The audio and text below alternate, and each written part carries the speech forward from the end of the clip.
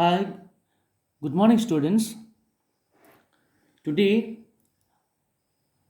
I welcome you to my virtual class.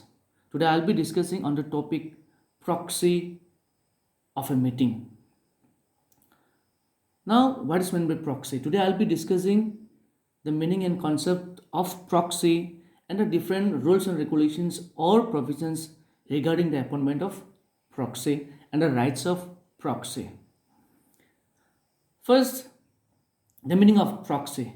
Here, the meaning of proxy is more familiar to the students than to the other groups in a society. That's because we know that some of the students who are present in the class, when their friends are not present in the class, they give the attendance or they represent those students or those friends who are not in the class. So this is known literally the meaning of proxy. So when a person represent other person in the absence of the other person, and that person who represents the other person is known as proxy. So same is the case in case of proxy of a meeting. Here proxy literally means the authority to act for another. It is a personal representative of a shareholder at a meeting of the company who may be described as his or her agent to carry out a course which the shareholders has decided upon. So this is the meaning of proxy in case of meeting. Now the term proxy here can mean two different meanings. A proxy can be termed as a personal representative of the member at the meeting, that is the person authorized to act or to vote at a meeting. So those person or that particular person who has been authorized to be present and vote in the meeting, that person is known as proxy.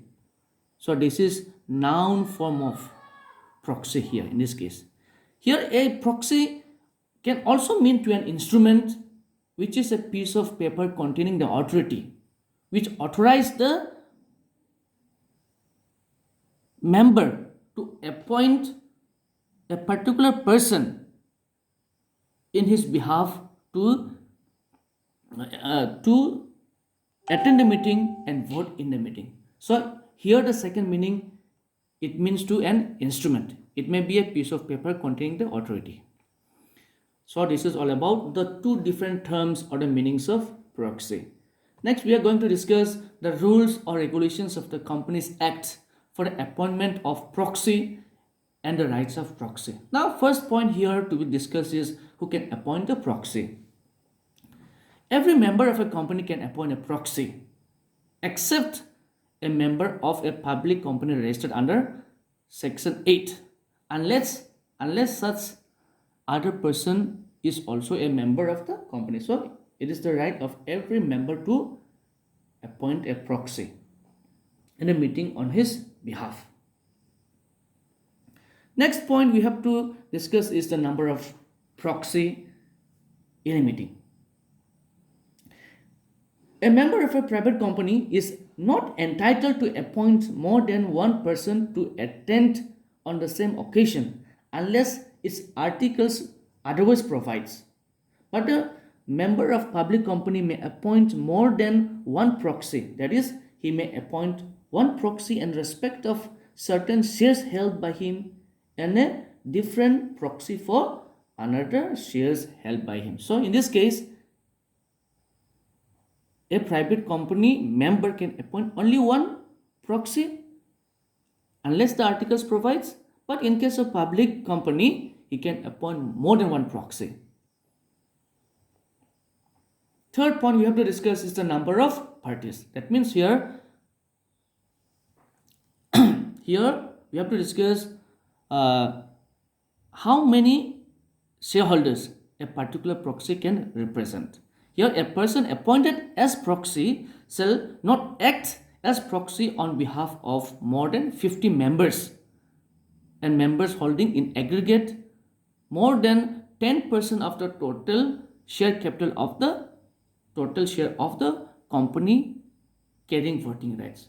So a particular proxy can represent only 50 members. Next, we will discuss the authority of the proxy. A proxy shall not have the right to speak at the meeting. A proxy is ordinarily entitled to vote only on a poll, but he may vote on voting by show of hands if the articles provide.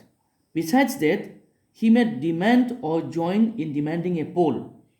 There is, however, no provision preventing a proxy putting question in writing and sending the same to the chairperson for an answer.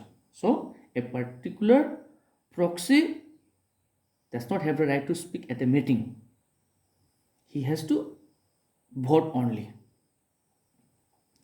But he cannot vote on showing by hands unless it is provided in the articles. However, a proxy can demand or join in demanding for a poll. Next, we will discuss the different mode of appointment of proxy. A proxy must be appointed by an instrument in writing, duly stamped and signed by the member. And this proxy must be made or appointed 48 hours before the time of meeting.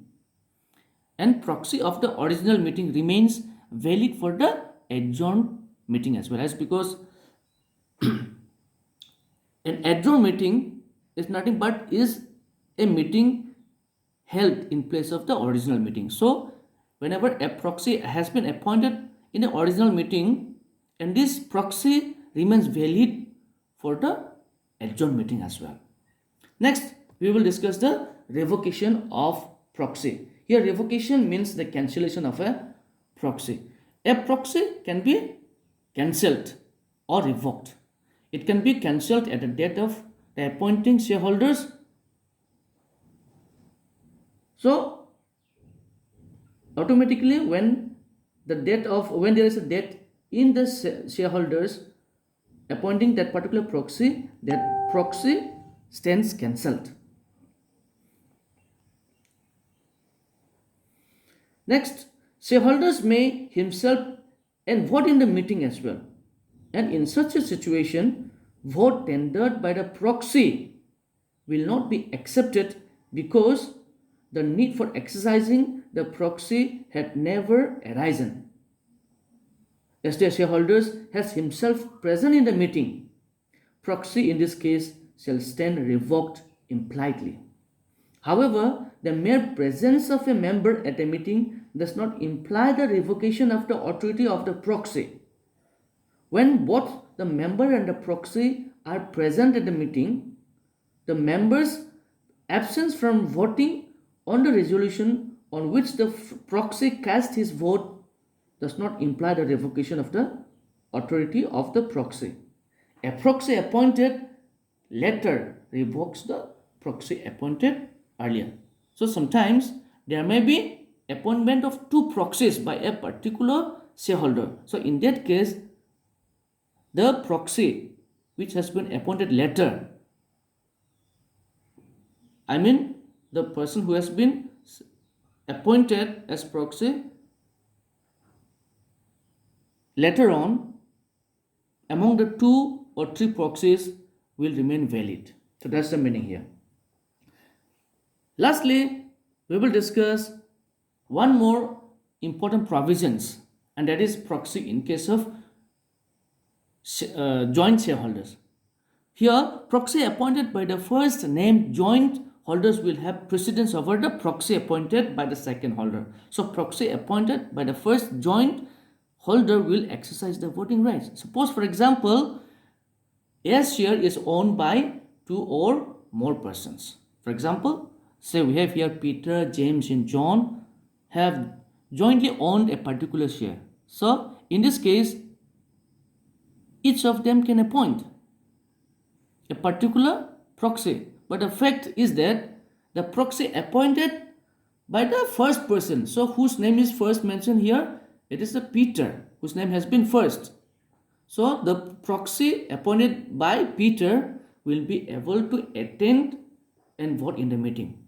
Although the proxy appointed by James and John can also be present, but here the proxy appointed by Peter will be able to vote in the meeting, not the proxy appointed by James and John. So this is all about today's discussion regarding the topic proxy and the different rules and regulations or provisions of proxy. Thank you for bearing with me and spending time with me. Thank you.